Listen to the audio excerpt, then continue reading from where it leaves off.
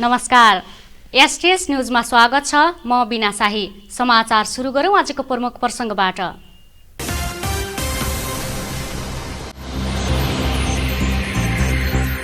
नेपाली सेनाको भगीरथ प्रयत्नपछि 5 महिनामै दार्चुलाको छाङहरू जोड्ने बाटो निर्माण। आफ्नै देशभित्र जान भारतीय बाटो प्रयोग गर्नुपर्ने बाध्यता अन्त्य।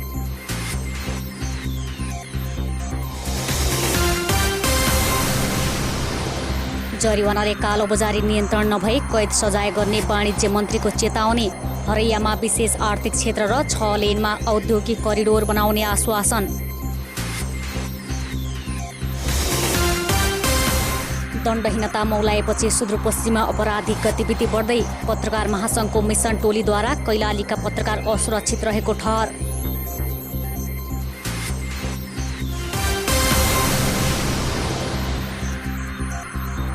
प्रदेश राजधानी धनगढी कोरोना संक्रमणको हटस्पट बन्दै। होम आइसोलेसनमा बसेका संक्रमितबाट परिवार र समुदायमा संक्रमण फैलिँदै।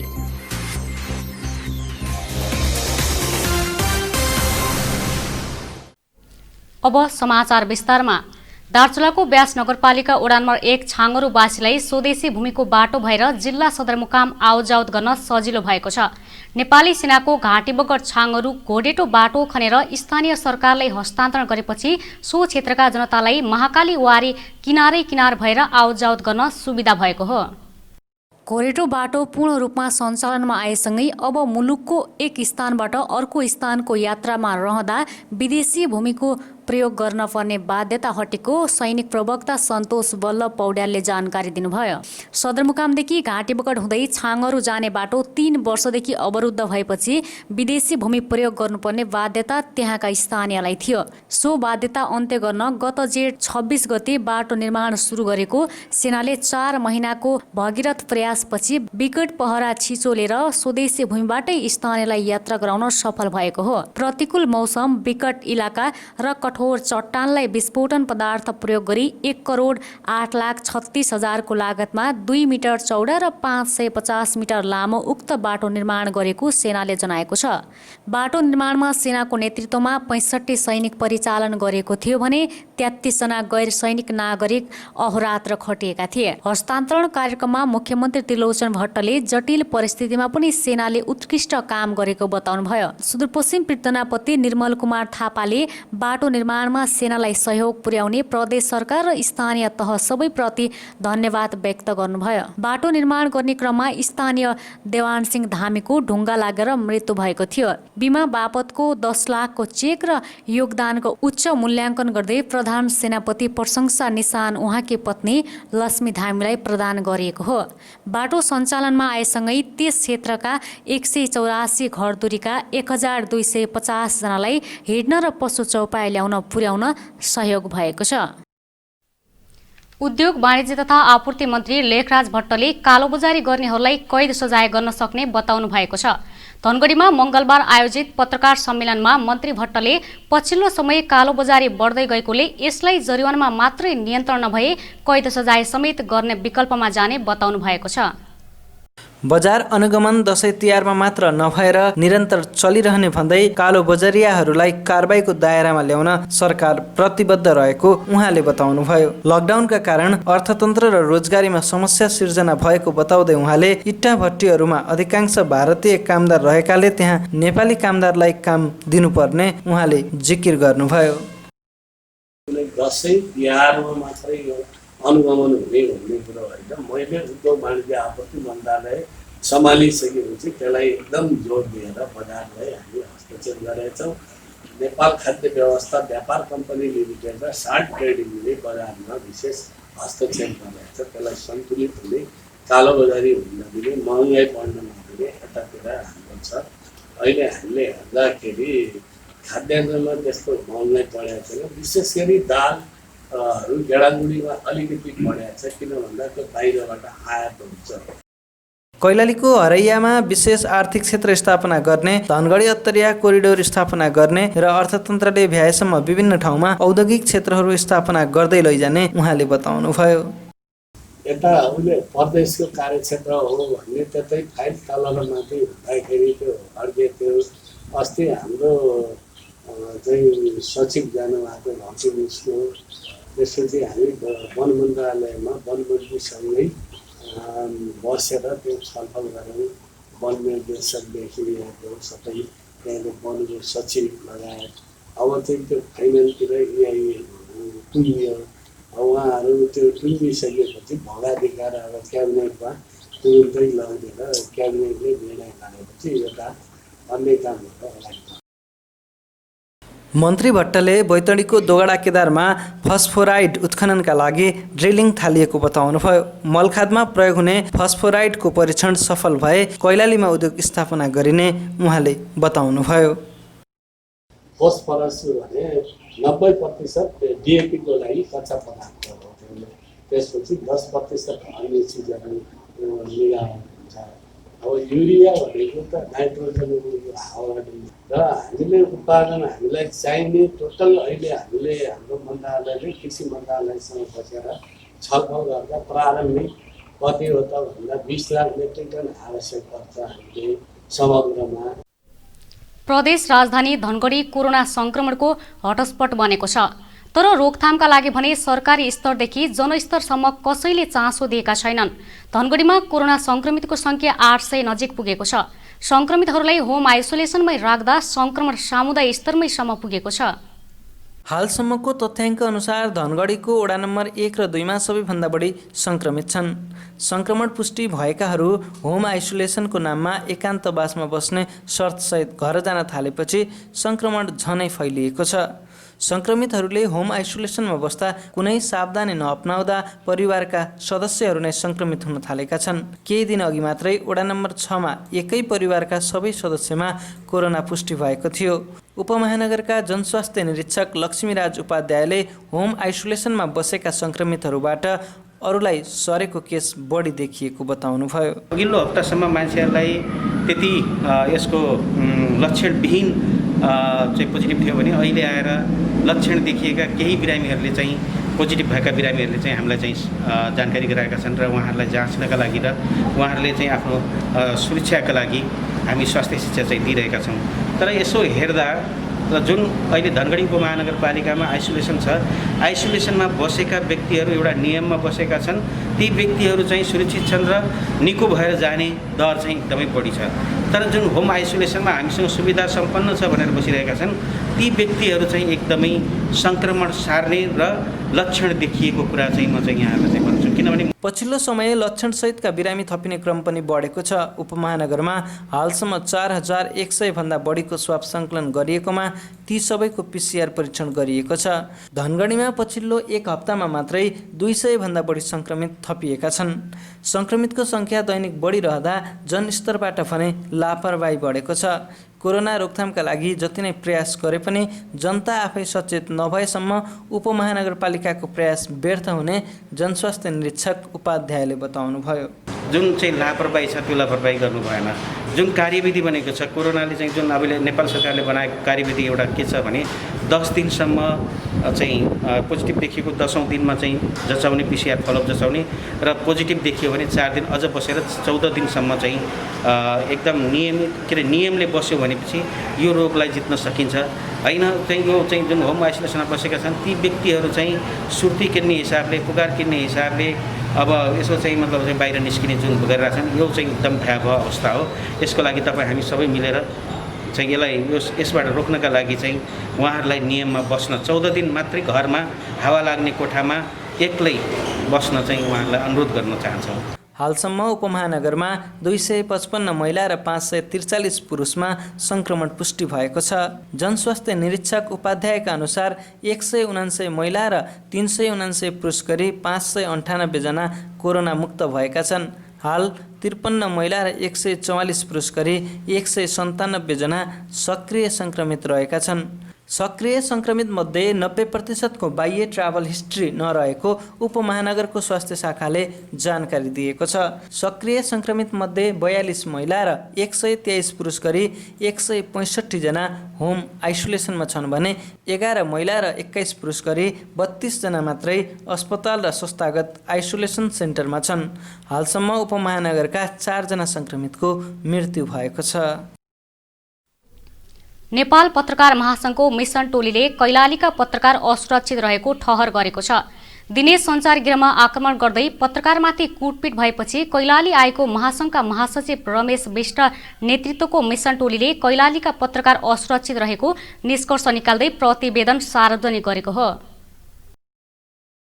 स्थलगत अवलोकनका साथै विभिन्न सरोकारवाला पक्षहरूसँगको छलफल र अन्तर्क्रियापछि सुदूरपश्चिम प्रदेशको राजधानी कैलालीको पत्रकारिता असुरक्षित रहेको निष्कर्ष महासंघको अध्ययन टोलीले निकालेको हो। श्रृङ्खलाबद्ध ढङ्गले पत्रकार र सञ्चार गृहमाथि आक्रमण हुनु र कानुनी कारबाही फितलो भएका कारण सिङ्गो सुदूरपश्चिम प्रदेशको प्रेस तथा अभिव्यक्ति स्वतन्त्रतामा असर पर्न सक्ने टोलीले सार्वजनिक गरेको प्रतिवेदनमा उल्लेख छ। दिनेश सञ्चार गृहमाथि गरिएको आक्रमण र सम्पादकीय कक्षमा नै प्रवेश गरी सञ्चारकर्मीमाथि गरिएको कुटपिट निन्दनीय रहेको समेत प्रतिवेदनमा उल्लेख छ। घटनापछि संलग्न दोषीलाई कानुनी कारबाहीको दायरामा ल्याउन तत्काल तदारुकता नदेखिएको समेत महासंघले ठहर गरेको छ। महासंघको नेतृत्वमा सडक आन्दोलन, केन्द्रबाट अध्ययन टोली र मानव अधिकारवादी सङ्घ संस्थाहरूको चर्को विरोधपछि कारबाहीको प्रक्रिया अगाडि बढाइएको प्रतिवेदनमा उल्लेख छ। जिल्ला प्रहरी कार्यालयको थुनुवा कक्षमा भएको रोशन विक मृत्यु प्रकरणका बारेमा 2077 भदौ 26 गते प्रकाशित भएको समाचारको विषयलाई लिएर स्थानीयको एक समूहले दिनेश सञ्चार गृह र सहायक सम्पादक जनक विष्टमाथि आक्रमण गरेको थियो भने व्यवस्थापक अमिता कुँवर लगायतका कर्मचारीमाथि दुर्व्यवहार भएको थियो। समितिले अध्ययनका क्रममा स्थानीय सञ्चारकर्मी, घटनाबाट पीडित सञ्चार माध्यम तथा सञ्चारकर्मी, प्रदेश सरकार, स्थानीय तह, राष्ट्रिय मानवाधिकार आयोग, प्रदेश कार्यालय, इन्सेक प्रतिनिधि, दलित अधिकार कर्मीहरूको संस्थाको प्रतिनिधि, प्रदेश प्रहरीका निमित्त प्रमुख जिल्ला अधिकारी, कैलाली प्रहरी प्रमुख, घटनासँग सम्बन्धित व्यक्ति तथा परिवारका सदस्य र सरोकारवाला अन्य व्यक्तिहरूसँग छलफल गरी प्रतिवेदन तयार पारेको हो। सुदूरपश्चिम प्रदेशमा करिब 6600 जना कोरोना मुक्त भएका छन्। प्रदेश स्वास्थ्य निर्देशनालयले दिएको जानकारी अनुसार प्रदेशका 6579 जना संक्रमित निको भएका हुन्। स्वास्थ्य निर्देशनालयका अनुसार हालसम्म प्रदेशमा 7632 जनामा कोभिड-19 को संक्रमण देखिएको छ। प्रदेश स्वास्थ्य निर्देशनालयका अनुसार अहिलेसम्म सबैभन्दा धेरै संक्रमित रहेको कैलालीका 2142 जना निको भएर घर फर्किएका छन्। अछामका 1018, डोटीका 983 र कञ्चनपुरका 761 जना संक्रमित निको भएर घर फर्किएको स्वास्थ्य निर्देशनालयले जनाएको छ। बाजुराका 451 जना, बझाङका 437, बैतडीका 391, डडेलधुराका 325 र दार्चुलाका 71 जना संक्रमित पनि डिस्चार्ज भएका छन्। सुदूरपश्चिम प्रदेशमा कोरोना भाइरसका सक्रिय संक्रमितको संख्या 1035 रहेको छ। कैलाली जिल्लामा मात्रै सक्रिय संक्रमितको संख्या 582 रहेको छ। निर्देशनालयका अनुसार डोटीमा 121, बझाङमा 111, अछाममा 60, बैतडीमा 33, कञ्चनपुरमा 87, दार्चुलामा 27 र डडेलधुरामा 12 जना कोरोनाका सक्रिय संक्रमित रहेका छन् भने बाजुरा जिल्लामा कोरोनाका सक्रिय संक्रमित 0 रहेको छ। 4 महिनाको अवधिमा सुदूरपश्चिममा 23 जना कोरोना संक्रमितको मृत्यु भएको छ। मृत्यु हुनेमा कैलालीका 9, अछामका 5, बझाङका 3, बाजुराका 2, कञ्चनपुर, बैतडी र डडेलधुराका 1-1 जना छन्। यसैगरी कैलाली गाउँपालिका सक्रिय संक्रमित मुक्त भएको छ। गाउँपालिकाको बैजपुर स्थित आइसोलेसनमा रहेका 1 जना संक्रमित निको भएर घर गएपछि सो गाउँपालिका सक्रिय संक्रमित मुक्त भएको हो। कैलाली गाउँपालिकामा 47 जना संक्रमित भएका छन्। एसटीएस न्यूजमा अब एकैछिन ब्रेकमा जानुअघि प्रमुख समाचार पुनः एकपटक।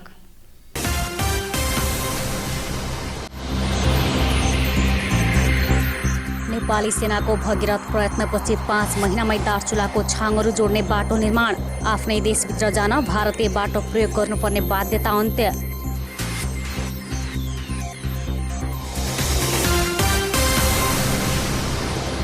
जरिवानाले कालोबजारी नियन्त्रण नभई कैद सजाय गर्ने वाणिज्य मन्त्रीको चेतावनी। हरैयामा विशेष आर्थिक क्षेत्र र 6 लेनमा औद्योगिक करिडोर बनाउने आश्वासन। दण्डहीनता मौलाएपछि सुदूरपश्चिममा अपराधिक गतिविधि बढ्दै। पत्रकार महासंघको मिसन टोलीद्वारा कैलालीका पत्रकार असुरक्षित रहेको ठहर।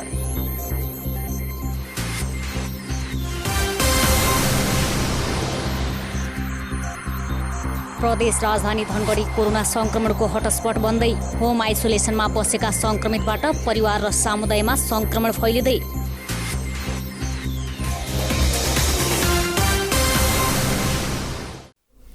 ब्रेकपछि एसटीएस न्यूजमा स्वागत छ। अब बाँकी समाचार। बझाङ्गी एक महिलालाई बलात्कार तथा यातना दिनेलाई कानुनी कारबाही गर्न राष्ट्रिय मानवाधिकार आयोगले माग गरेको छ।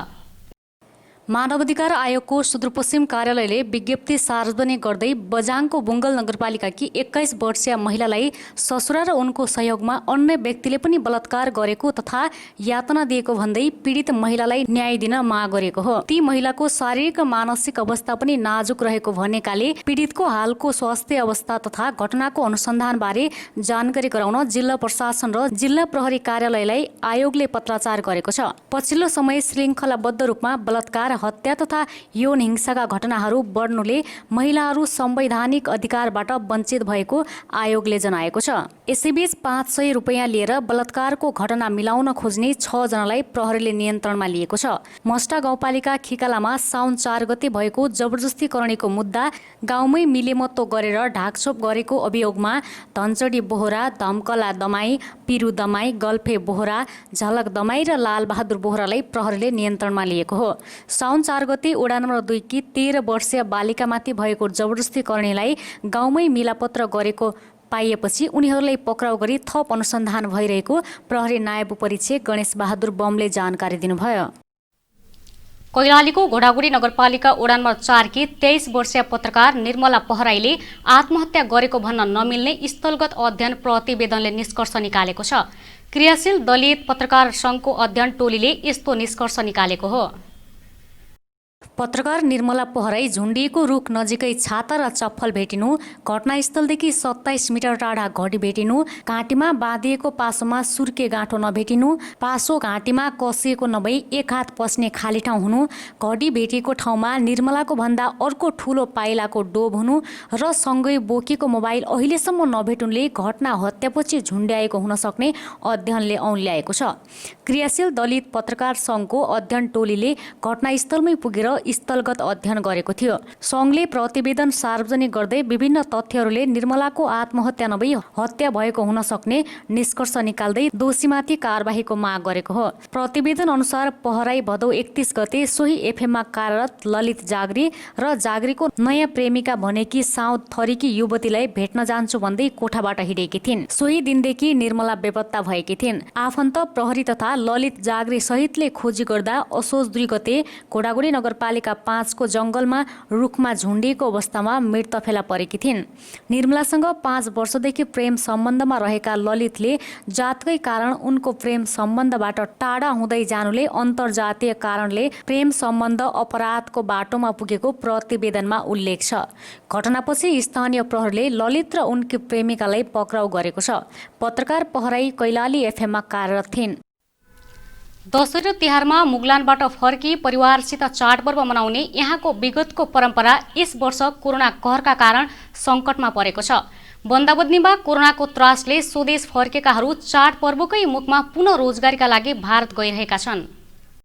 कञ्चनपुरको गड्डाचौकी नाका र गौरीफन्टा नाकाबाट केही महिना यता 50,000 भन्दा बढी मानिस रोजगारीका लागि भारतका विभिन्न सहर गएका छन्। विगत वर्षहरूमा यो समयमा सीमा नाकामा दशैं मनाउन घर आउनेहरूको लर्को देखिने गरेकोमा अहिले मजदुरीका लागि भारत जानेहरूको ओहिरो छ। कोरोना नियन्त्रणका लागि सरकारले लकडाउन गरे यता मात्रै यहाँका नाकाहरूबाट मात्र झन्डै 2 लाख नागरिक स्वदेश फर्किएका थिए। गाउँमा रोजगारी नपाइनुले पनि उनीहरू कोरोना कहरकै बीच पुनः भारत रोजगारीका लागि जाने क्रम गत महिनादेखि सुरु भएको हो। लाला बाला सहित भारतको पन्जाब गइरहेका भीमदत्त नगरपालिका 9 का कल्लु टमटाले चाडपर्वका बेला घर आउने समयमा आफूहरू बाध्यताले विदेशी रहेको बताउनुभयो। छोराछोरीको पालन पोषण भन्दा ठुलो चाडपर्व नभएको उहाँले बताउनुभयो। सुदूरपश्चिम प्रदेश सरकारले कोरोना प्रभावित युवाहरूलाई स्वरोजगार लक्ष्य सहित कृषि तथा पशुतर्फ रोजगारी दिन आवेदन लिएको छ, तर भारत जाने क्रम भने रोकिएको छैन। कञ्चनपुर उद्योग वाणिज्य सङ्घका अध्यक्ष जङ्गबहादुर मल्लले बन्दाबन्दीमा 7 महिनादेखि बेरोजगार युवाहरू बाध्यताले चाडपर्वका बेला भारत गइरहेको बताउनुभयो। साल ट्रेडिङ कर्पोरेसन लिमिटेड धनगढीले स्थायी बिक्री कक्ष सञ्चालनमा ल्याउने भएको छ। चाडपर्व लक्षित सुपल मूल्य पसल सञ्चालनमा ल्याउने साल ट्रेडिङले अब भने स्थायी बिक्री कक्ष सञ्चालनमा ल्याउने भएको हो। असोज 15 गतेदेखि मङ्सिर 6 गतेसम्मका सुपथ मूल्य पसल सञ्चालनमा ल्याइएको नायब महाप्रबन्धक केशवराज पाण्डेले बताउनुभयो। सोही सुपथ मूल्य पसल मङ्सिर 6 गतेपछि भने स्थायी बिक्री कक्षको रूपमा सञ्चालनमा रहने उहाँले बताउनुभयो। उपभोक्ताहरूको मागलाई ध्यानमा राख्दै स्थायी बिक्री कक्षको रूपमा सञ्चालन गरी बजारको मूल्य समेत नियन्त्रणमा ल्याइने उहाँले बताउनुभयो। कञ्चनपुर प्रहरीले चोरी मुद्दाका फरार प्रतिवादी पक्राउ गरेको छ। पक्राउ पर्नेमा भीमदत्त नगरपालिका 6 बस्ने विजय दमाइरहेका छन्। जिल्ला प्रहरी कार्यालय कञ्चनपुरका प्रहरी नायब उपरीक्षक अमरबहादुर थापा छेत्रीले दमाईलाई घरबाटै पक्राउ गरेको बताउनुभयो। उहाँका अनुसार दमाईलाई जिल्ला अदालतले 2076 असार 4 गते 4 महिना कैद र 300 रुपैयाँ जरिवाना सुनाएको थियो। पक्राउ परेपछि दमाईले अदालतले कैद भुक्तानका लागि कारागार चलान गरेको प्रहरीले जानकारी दिएको छ। स्वास्थ्य सेवा र शिक्षाको सुधारका लागि अनसन डाक्टर गोविन्द केसीको जीवन रक्षाको माग तथा उनले अगाडि सारेका मुद्दा सम्बोधन गर्नुपर्ने भन्दै साझा पार्टी कैलालीले धनगढीमा प्रदर्शन गरेको छ। साझा पार्टीको अभियान विभागले धनगढीको पार्क मोडमा प्रदर्शन गरेको हो। प्रदर्शनमा सहभागी डाक्टर केसीका समर्थकहरूले उहाँको जीवन रक्षा गर्नुपर्ने, सबै मागहरू पूरा गर्नुपर्ने लगायतका प्ले कार्डहरू बोकेका थिए। डाक्टर गोविन्द केसी 23 दिनदेखि अनसनमा हुनुहुन्छ। उहाँले 19औं अनसन गत भदौ 29 गतेदेखि जुम्लाको रानीचौर स्थित बाबिरा माष्ट मन्दिरमा सुरु गर्नुभएको थियो। तर स्वास्थ्यमा समस्या भएपछि उहाँलाई त्यहाँबाट काठमाडौँ लगिएको छ। हाल उहाँलाई त्रिवी शिक्षण अस्पतालमा राखिएको छ। डाक्टर केसीको स्वास्थ्य अवस्था नाजुक बनेपछि अक्सिजन सपोर्टमा राखिएको छ। इन्डियन प्रिमियर लिग आइपिएलमा सट्टाबाजी गरेको आरोपमा धनगढीबाट एकजना व्यापारी पक्राउ परेका छन्।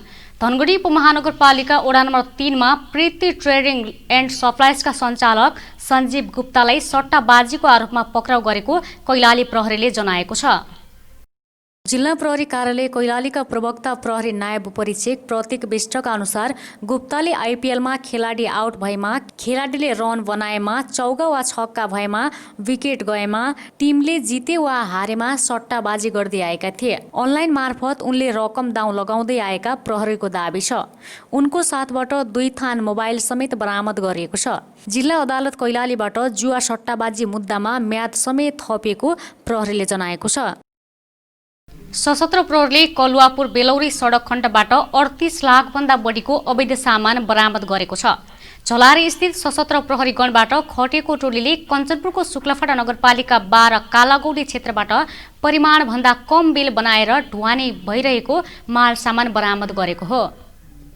सशस्त्र प्रहरी एसपी वीरेन्द्र एरका अनुसार धनगढीमा परिमाणभन्दा कम बिल बनाएर दिपायलका लागि लोड भएको गाडी कञ्चनपुरको बेलौरी हुँदै कालागौडी क्षेत्रबाट बरामद भएको छ। उहाँका अनुसार गाडीमा बेलौरीबाट अवैध माल सामान लोड भएको पाइएको छ।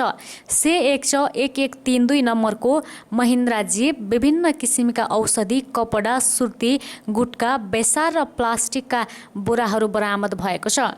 बरामद भएको सामान राजस्व अनुसन्धान कार्यालय कोहलपुरलाई बुझाएको छ। समाचार सक्नुअघि अन्तमा मुख्य समाचार पुनः एकपटक।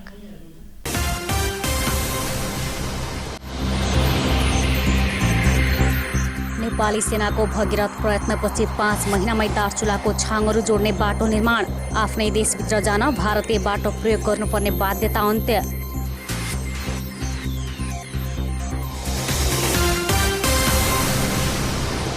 जरिवानाले कालोबजारी नियन्त्रण नभई कैद सजाय गर्ने वाणिज्य मन्त्रीको चेतावनी। हरैयामा विशेष आर्थिक क्षेत्र र 6 लेनमा औद्योगिक करिडोर बनाउने आश्वासन। दण्डहीनता मौलाएपछि सुदूरपश्चिममा अपराधिक गतिविधि बढ्दै। पत्रकार महासङ्घको मिसन टोलीद्वारा कैलालीका पत्रकार असुरक्षित रहेको ठहर।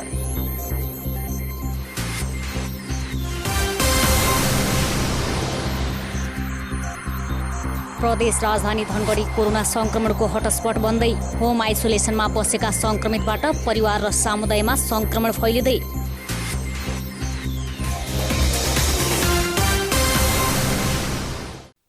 हवस् त, अहिलेलाई समाचार सकियो। हामी सबैलाई बिदा दिनुहोस्। नमस्कार।